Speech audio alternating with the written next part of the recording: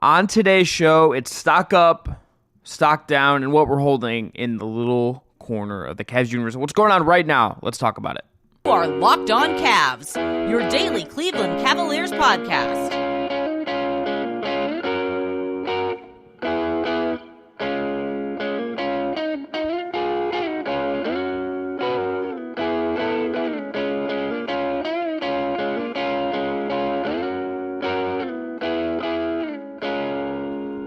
Today's episode is brought to you by our friends at PrizePicks. First-time users can get a $100 instant deposit match by going to prizepicks.com/LOCKEDON and use a code all lowercase LOCKEDON. That's the easiest and most exciting way for you to play daily fantasy sports. I'm Chris Manning. That is Evan Dammarell. Let's dive into our weekly show, Volume 2 of Stock Up, Stock Down, and what we're holding. And the holding, of course, in finance terms is, what are you holding? What are you just holding on to, waiting for more information? Evan, let's start with you first. What is your stock up? My stock up is Georges Niang. Over the last 10 games or so, he has been an impact player on the offensive side of the ball. I think he necessarily doesn't maybe give that spark that Craig Porter Jr. does every single time Craig Porter Jr. touches the floor. But we talked about this a bit when Niang had the big game at home against the Magic for Cleveland. But yeah, he's been really useful for them in terms of just hitting three-point shots. I believe he's averaging double-digit figures in his last 10 games or so. He's on like 8.7 points per game overall in the season, hitting about 37% of his three-pointers on like 4 attempts per game. Maybe the volume goes up as time goes on, but like, yeah, he is becoming a useful bench player for Cleveland, and also just kind of like that chemistry guy, according to just reports from Chris Fedor and stuff.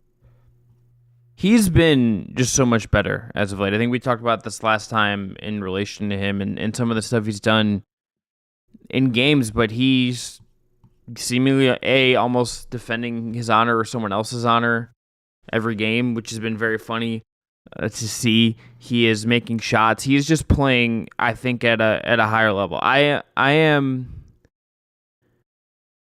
still a long-term skeptic of what he's going to look like as far as a playoff rotation goes. I think the track record with him is, there's some real defensive concerns. But for what he was from the start of the season to now and how he's fitting, he is clearly a lot better than he was.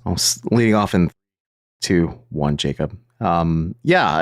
Defensively, I think there are always going to be concerns when it comes to Georges Niang. I think it isn't as big of an issue when you're pairing him next to like Evan Mobley or Jared Allen, or, you know, maybe sometimes both of them if Bickerstaff wants to get real crazy with it. But more importantly, like you can look past some of the defensive flaws, because you didn't really bring him in expecting him to be like a huge difference maker defensively. You expected that pure just scoring and more so perimeter shooting upside that he provides you. And I agree with you. Like, come playoff time, does he get phased out of the rotation? Wouldn't be surprised if JV starts to tighten things up and his bench unit is more or less Karis LeVert, Isaac Okoro, and then like either Dean Wade or a guy they get at the trade deadline to kind of make like an actual like tangible upgrade to their rotation. But other than that, like, yeah, like for now, Niang gives him a little bit of juice. I think gives him a little bit of roster fluidity and creativity. And I just think, you know, spacing for a team like this is always a welcome thing, and Niang is definitely taking advantage of it, and it's also just making his teammates better as well. He is someone that I think I think Strus has been the bigger get, but you could see why they signed Niang. You could see like what the idea was. He for what it is worth, and some of this is his overall plus minus is still pretty poor. Yeah, of course. He's minus 5.6 in 491 minutes, according to Cleaning the Glass. On offense, the Cavs are plus 2.7 better per 100 possessions with him on the floor. Defensively, they're 8.2 points worth per 100 possession with him on the floor. Offensively, you can see the impact. Certainly, if you go by the rest of his career, he ends up rating out as a slight negative.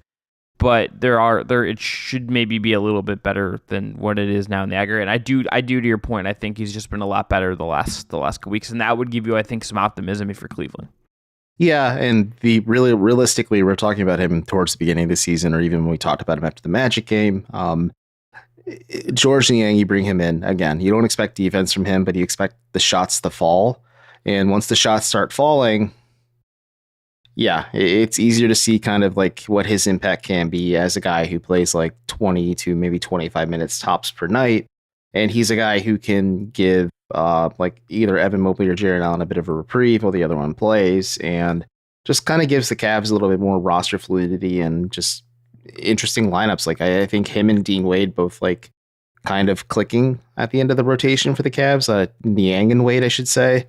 It's a good problem for the Cavs to have because you have two quote unquote big guys that can stretch the floor. They're hitting their shots, and that just makes some of the lineups and just rotations you can put together a little bit more unpredictable to plan for. All right, mine is how the Cavs are winning games. It is back to defense. It is back to, I think, what made this team largely special last year and the year before. The defense is leading to wins. This current 3-game winning streak is good. The offense against Orlando was awesome, but if you look at the wins against Orlando, against Detroit, and against Miami, they're not particularly great offensive performances in those other two wins. It's below league average offensive ratings in out of those games. Some bright spots for sure, but overall, in the aggregate, not the best offense. But the defense, average defensive rating over those 3 games of 104. That is an insanely good number. That is an elite number. They are also, I think, most interestingly, limiting offensive rebounding in those games, even in the one against Miami where Evan Mobley did not play. 2 of those performances, Pistons and the Magic, are against teams with top 10-ish offensive rebounding rates for the season. Need to see if that holds. Need to see if this is just a weird little sample of the season. But the defense, statistically and how it's looked on film, is more of what I think you would expect from the best version of the Cavs. Yeah, I think that's a good shout, just because you do notice that the defense was starting to trend upward when the Cavs, even after before and after the Portland game, it seemed like the defense was turning around. And I think health can be a big part of that, especially just getting Jared Allen back on a consistent basis and also getting Isaac Okoro back is certainly beneficial if you're Cleveland. But the rebounding stuff is interesting. I think limiting second chance opportunities is certainly something to keep an eye on, especially after how that series against the Knicks ended last year.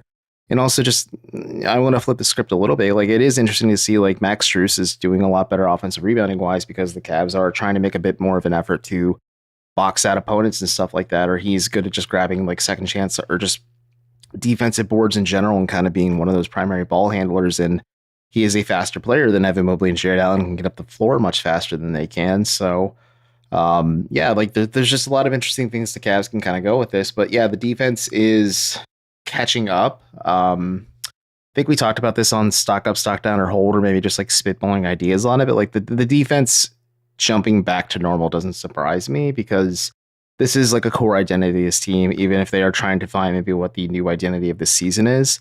But it's just something, it's strength of this roster, top to bottom is the strength of this coaching staff, top to bottom, and something that Cleveland can lean on whenever things get tight or maybe when the shots just aren't falling for them.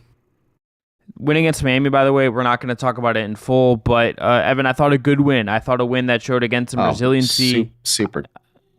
Overcame some bizarre Darius Garland foul trouble stuff. Like, all in all, a really good performance and a good comeback win, and just a good win on the road in a place that they've really struggled to win historically.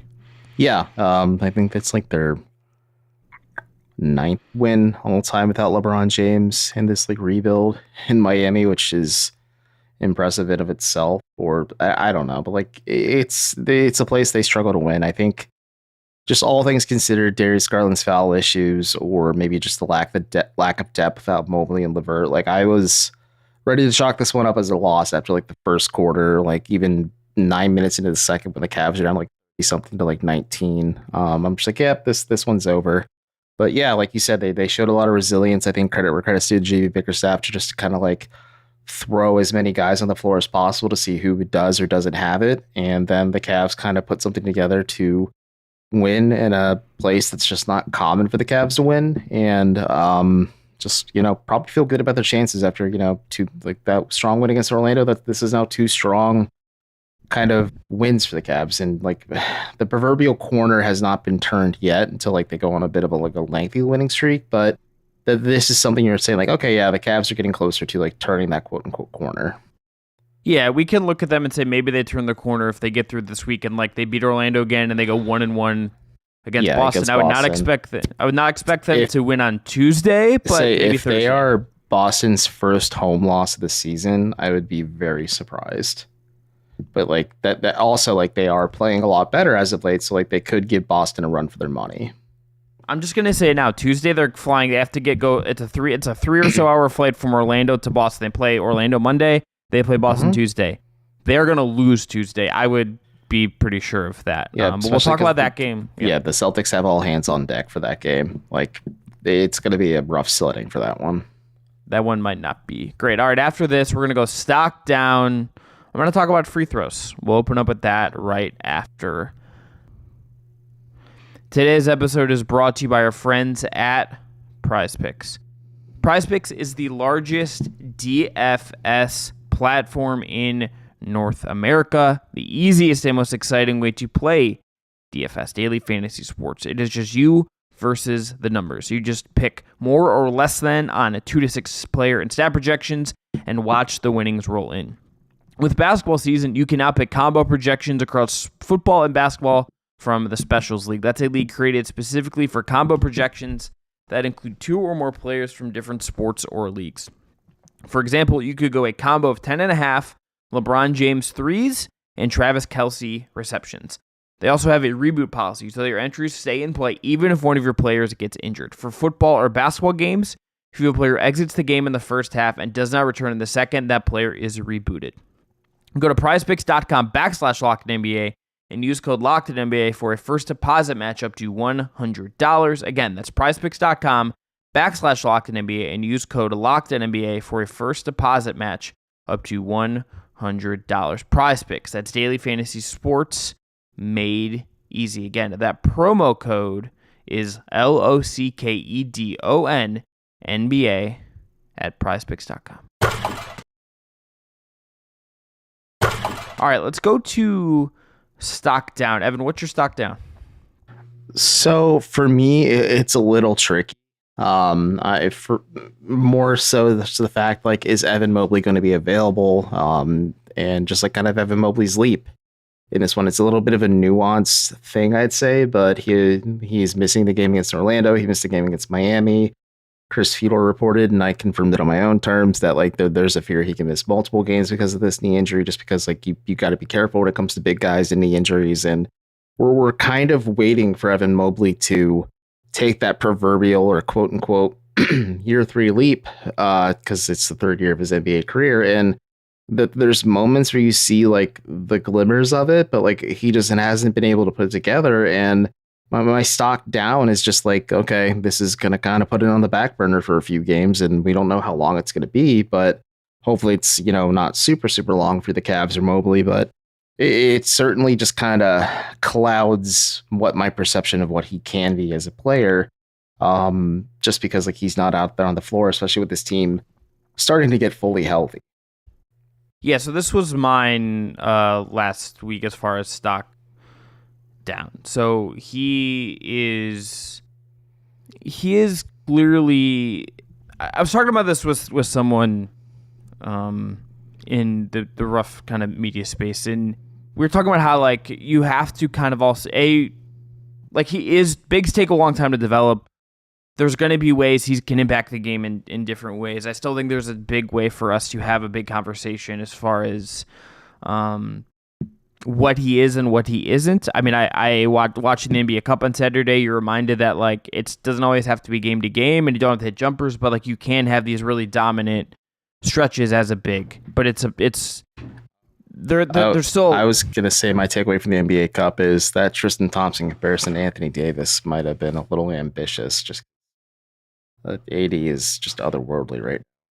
Yeah, but also think about the fact that Anthony Davis, who is amazing. He's better. He's 30 years old. Evan Mobley's still really young. Like there's just so much room to grow, and bigs can take a long time. So like that's part of it, I think, for me. But I think it's correct in that the offense just is what it is right now, and it's not wowing you in any way. So I think we've hit on that. I still think there's a way to do a whole Mobley episode. We'll see what happens with his injury and how long he's ultimately out and what that looks like.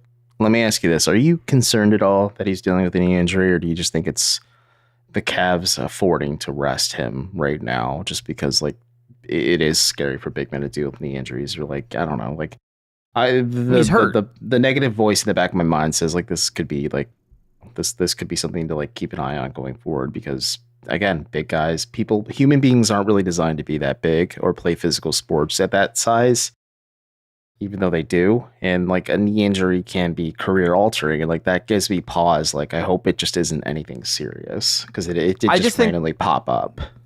Yeah, but I think that's putting the cart way ahead of the horse. Like, he's not had a serious injury before. He's obviously missed some time, but he played 79 games last year, played 69 as a rookie. He had, this isn't someone who's had like an ACL tear in a knee before. Like, it's not like you're banking on someone who has a body that's broken down. So this is just like things happen. Like when it presents itself as a problem, then sure. But there's no evidence to suggest that that's really where your head. It's not like it's Anthony Davis, where like every time he limps, you're like, oh, did he just suffer another injury? It's going to keep him out 3 months, right? Like this is a little bit different. At least in my mind. What is your stock down on? Stock down is the Cavs' aggression. It is. That's an interesting one. I'm a little torn on where I ultimately fall on this to some degree, but I just was doing some digging around. Every Sunday when we're prepping for these shows, I go through a bunch of numbers, I look at some stuff, and try to just like think through some things to see if I'm checking my own biases to some degree.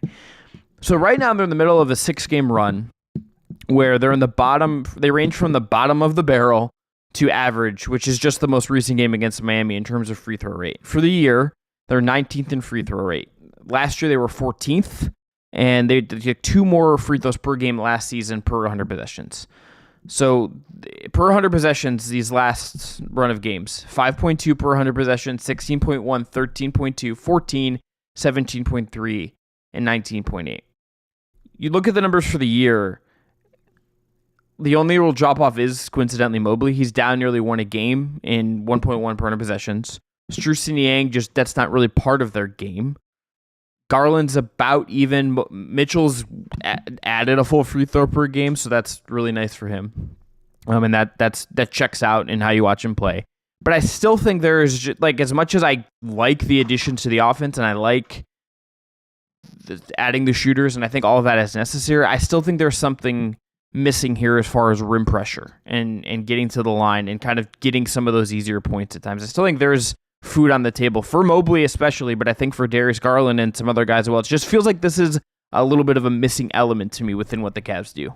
Yeah, I agree with you. I think you and I have noted like several times at this point that the Cavs look at their best when they are attacking the basket, just applying constant pressure downhill. Whether it's their guards or just, the guards dumping off to the bigs and the bigs drawing fouls through contact and things like that, and maybe converting N1s. But yeah, it seems like sometimes the Cavs can flip a switch and show like, yeah, we are capable of playing physical and being aggressive, or sometimes it just feels like they become a little bit too reliant on their 3-pointers falling. Like I think we saw some of that towards the beginning of the season. Maybe injuries might have played a part in that, but the Cavs were pretty trigger happy in the preseason, and I think it maybe had like a little bit of a weird impact on their offensive flow because they were hiking up 3-pointers and not making all of them. But I don't know. I think that's something that's fair to have your stock down on at this point in the season, but I think it's something that could balance out eventually, whether it's health or the Cavs just kind of finding a groove and just riding that out until like they realize like, hey, we can't milk this out much further. We can course correct, adjust, and figure out what worked from that. Maybe apply some new things to it, of course. But yeah, like it is interesting, especially when you mentioned the free throw numbers like that. That is a pretty clear indicator that they are not being overwhelmingly aggressive when attacking the basket, and maybe sometimes settling for shots, or just, just not really kind of sticking to what worked for them last season and slightly tweaking the formula a bit to fit in some of these new pieces, whether it's Max Strus or George Niang, just to complement that downhill pressure and attack that they really are great at.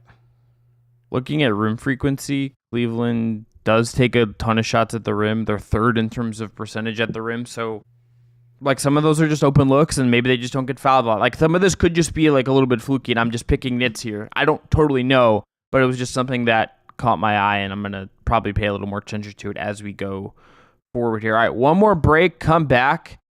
Let's get into things we're holding, things we want more information on. Mine, which we'll open with, a player we've already name checked on this show. There's your hint. Today's episode is brought to you by FanDuel. As the weather gets colder, and boy, it's getting colder, the NFL offers stay hot on FanDuel. Right now, new customers get $150 in bonus bets with any winning $5 moneyline bet. That is $150 if your team wins.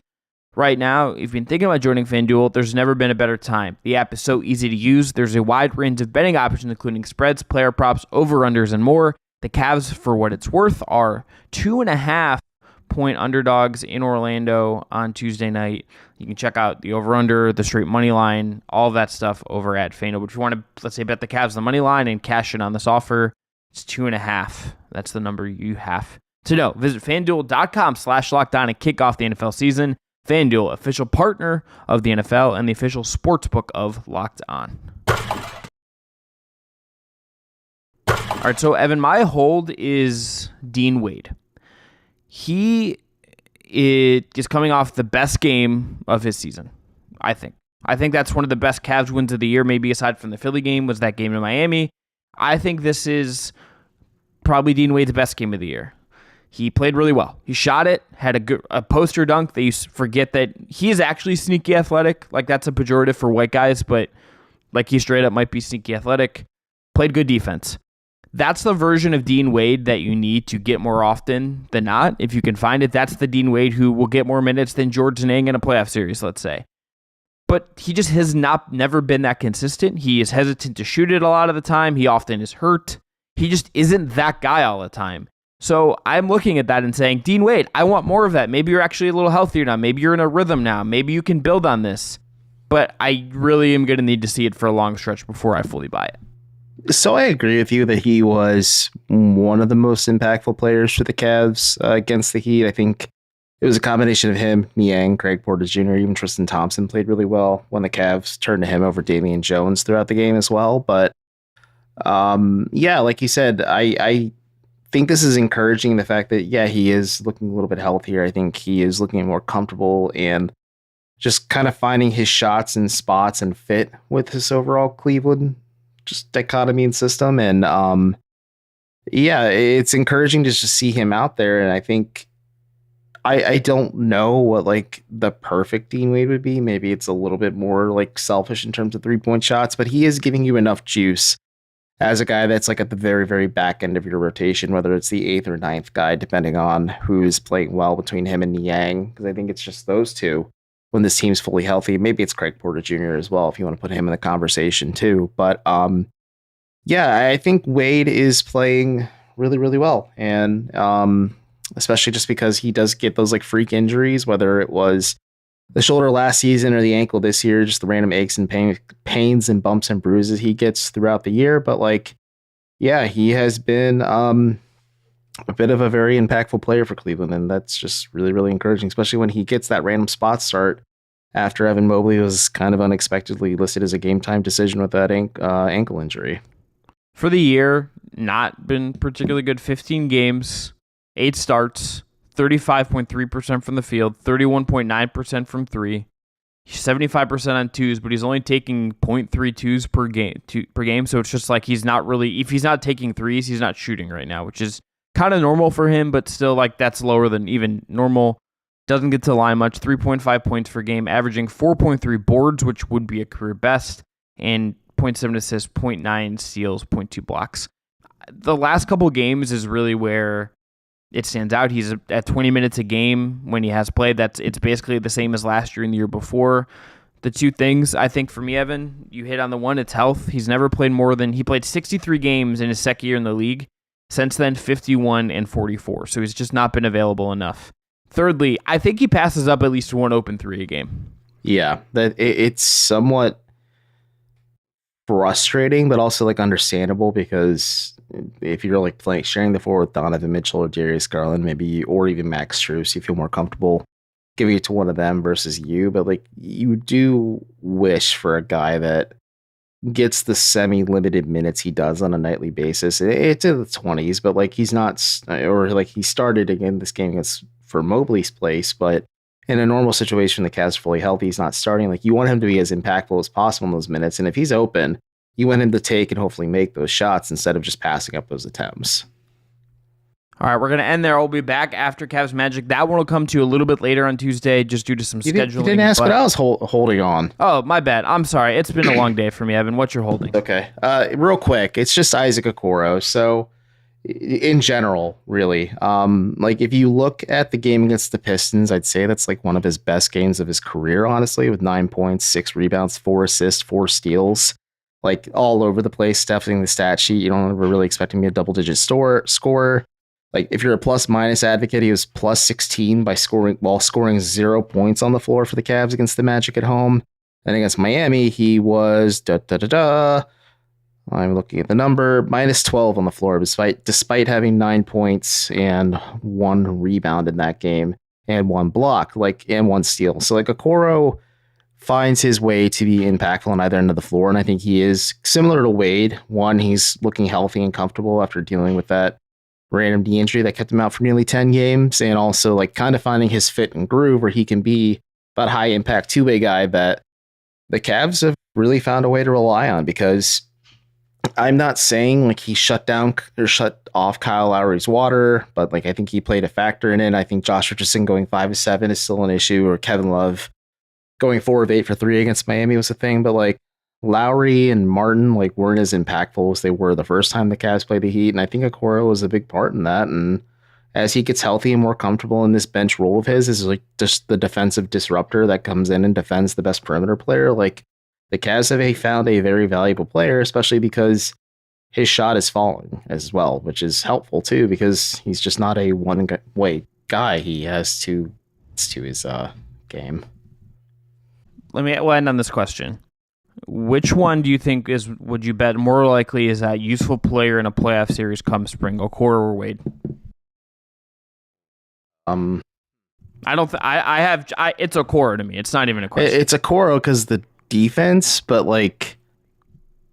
if the shot ain't falling, I called George Niang the anti-Isaac Okoro, where if Okoro's shot's not falling, he can only give you stuff on defense, whereas for Niang, if his shot's not falling, he can't give you anything on defense. So I think it's Okoro just from the defensive upside and the fact that he can defend multiple positions now, but I don't know. It's tricky. Come playoff time, you hope their shots falling, but I think I pick Okoro just from the pure defensive aspect. I agree. I would take Okoro over Niang too, I think, just because I think he actually will hold up defensively, and that's just gonna be a thing.